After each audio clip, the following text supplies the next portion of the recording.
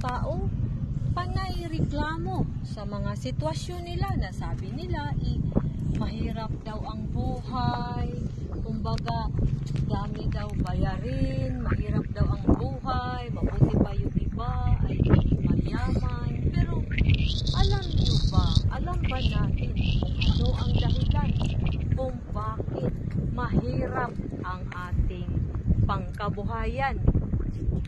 Pwede yung gawan ng paraan.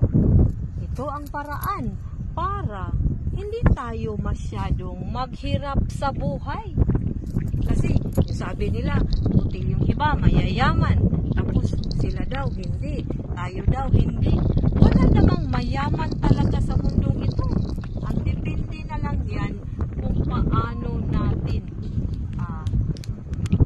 ginasto ang ating income. Hindi yung magreklamo tayo. Kung ano lang ang ating income, yun lang ang ating gastusin.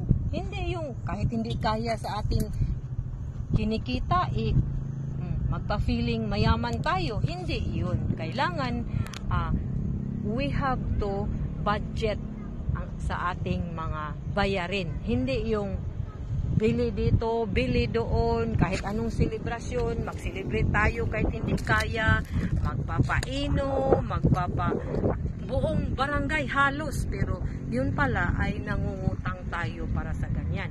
Hindi tayo mangutang kung wala talagang importante na dapat paglaanan sa inutang natin na pera. So, ang importante kung anong meron, yun lang ang ating pagkasyahin. Hindi yung mangungutang tayo. So, tayo na din ang mahihirapan kung ganun ang ating prinsipyo sa ating buhay.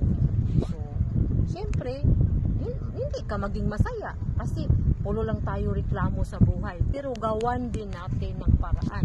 Hindi yung magsusosyalan tayo. So, yun lang mga idol. Dapat simple lang ang buhay. Kung anong meron, yun na din. Maraming salamat.